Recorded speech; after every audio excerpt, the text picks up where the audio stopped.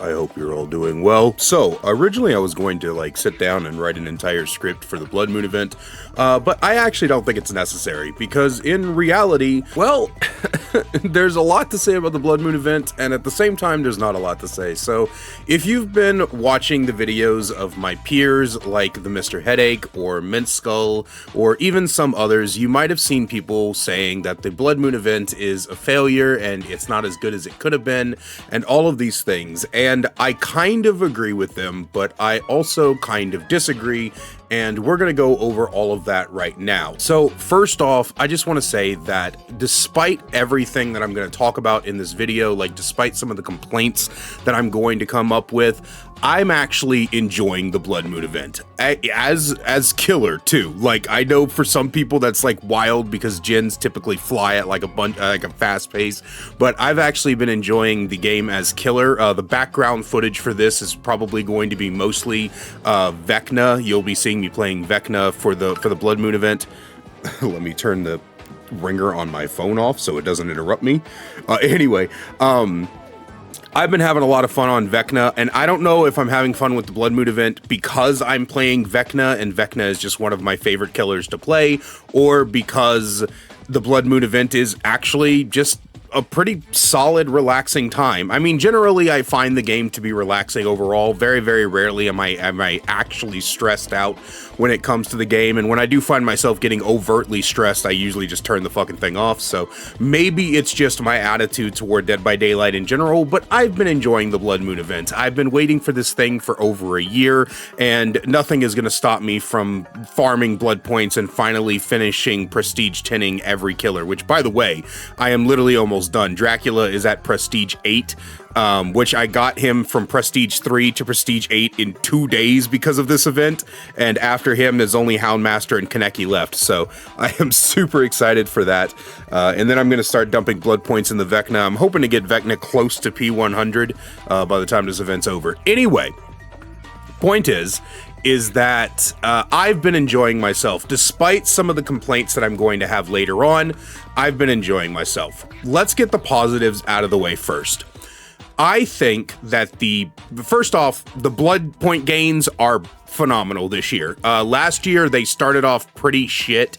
There was going to be this absurdly, and I mean absurdly bad blood point gain. I remember last year I made a video that was it was titled something like "Over-promised, under-delivered" or something like that when it came to the Blood Moon event. Last year it started off really bad. They very quickly made up for it by making it exceedingly high. There was a point in it toward the end where we were getting 150, 200,000 per match blood points no matter what you were playing, so that was freaking cool. I think at one point you could get up to 400,000 per match, and this year it's going to be even higher. Last year it was 400%. This year it's going to go up to 500%. So keep playing the event, keep completing blood generators, keep kicking blood generators so that we can get to that blood point thing.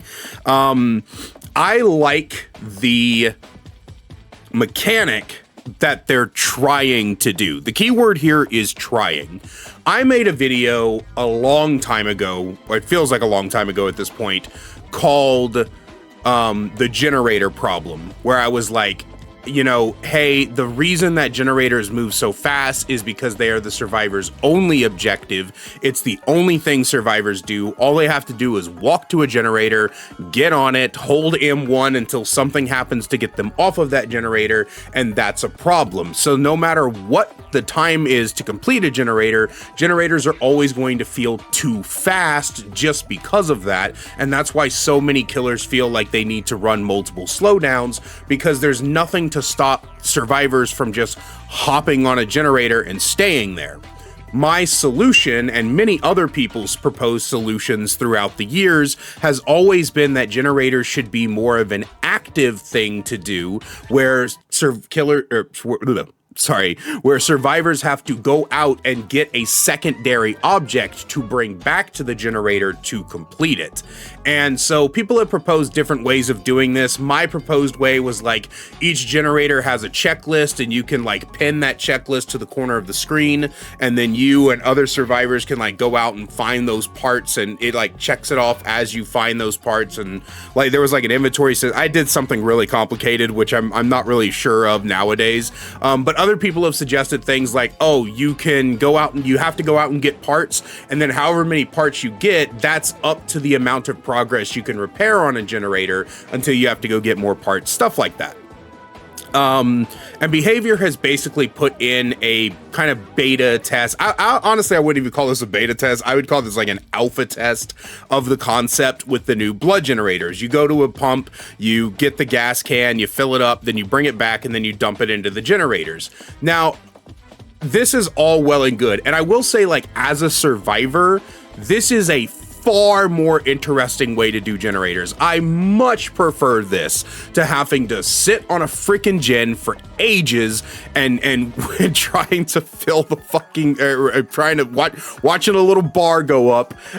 This is a much more fun way to do it, much more engaging way to do it, much more interesting way. You know, there's a lot of stuff that you have to balance. You have to go find the gas pumps, then you have to make your way from the pumps to the blood generators. And, you know, dodging the killer along the way. And if the killer finds you, then you got to run away. And if you're running while you're carrying the gas can, it can empty out. And if it empties out, then you have to do that all over again. And I personally, when I'm playing Survivor, I find that far more fun to do. And it does make Survivor gameplay far more fun and interesting.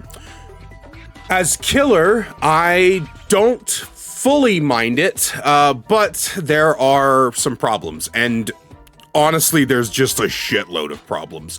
And it's problems that I personally feel were easily avoided. Now, I don't like to shit all over Behavior because in my experience, Behavior are actually mostly good people who do genuinely care about the game, but this is one of those instances where it just kind of feels unpolished and like there wasn't enough thought put into the concept that Behavior is trying to accomplish. So one of the big things that Behavior appears to want to do is to get away from gen progression and regression perks.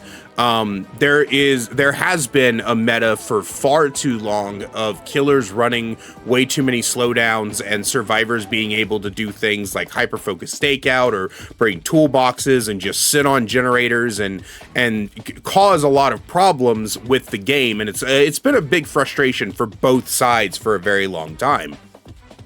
So in order to circumvent that, Behavior made it to where the blood generators don't count for any perks related to gens.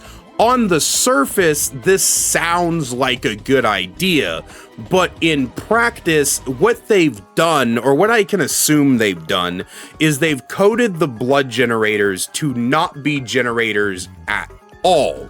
And what that has essentially done is shut off everything related to generators. For killers, you can't use coup de grace, you can't use fire up.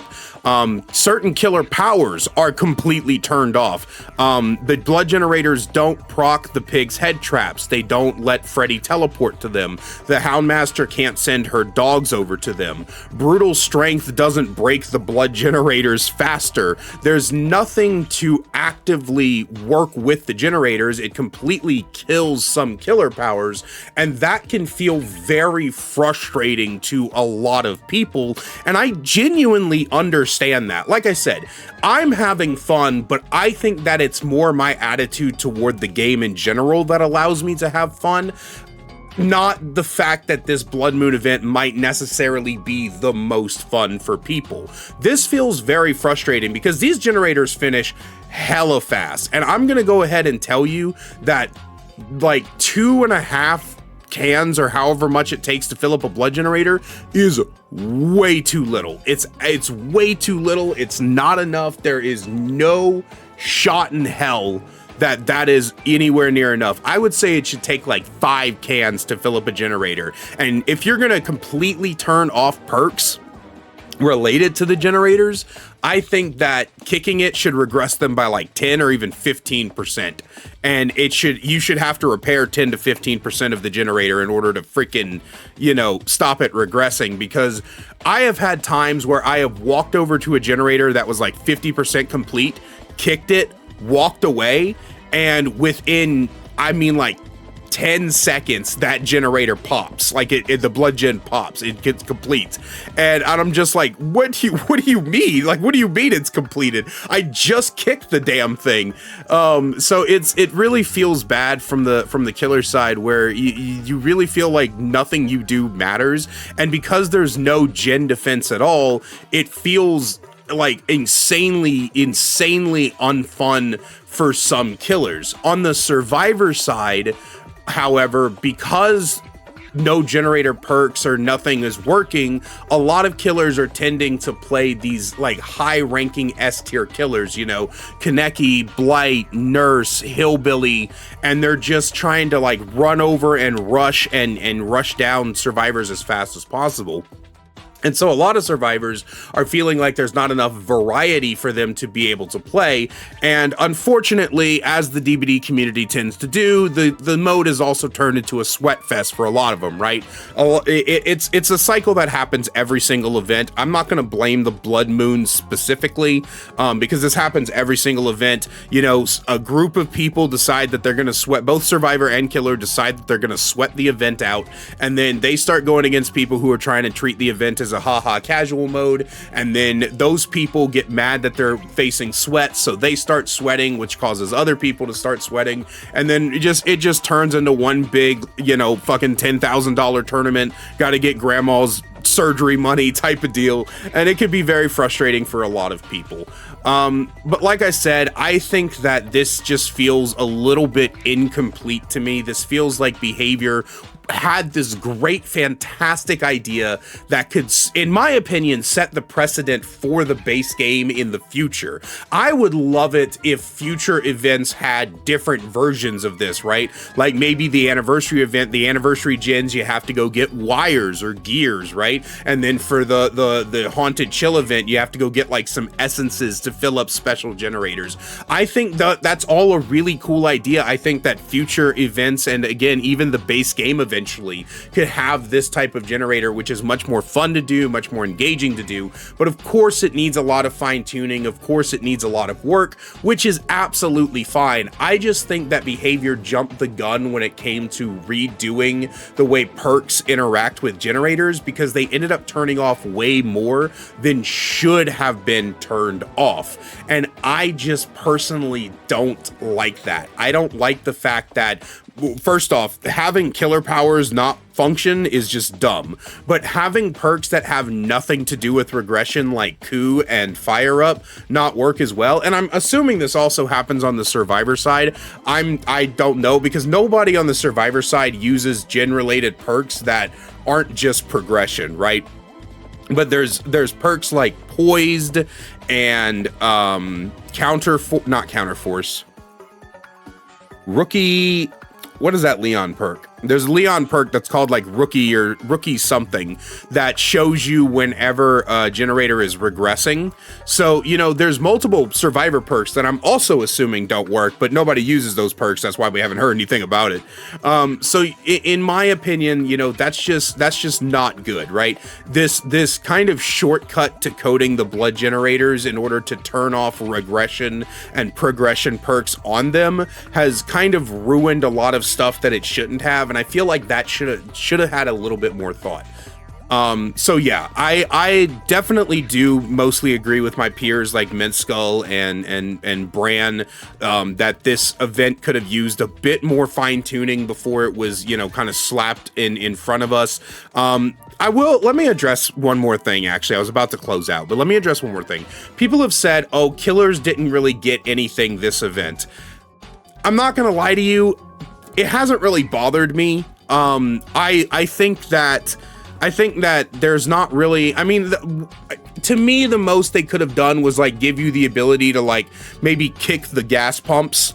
So the actual pumps and maybe have it like reduce the amount of fuel that the pumps have. But in my opinion, the killers really didn't need that much And some people are comparing it to last year's event where, you know, survivors had the stealth inside those blood rings and killers had that like stupid long lunge. Some people are kind of playing revisionist history where they're like, oh, that was much more fun. But I distinctly remember y'all complaining about that last year. So don't give me that shit.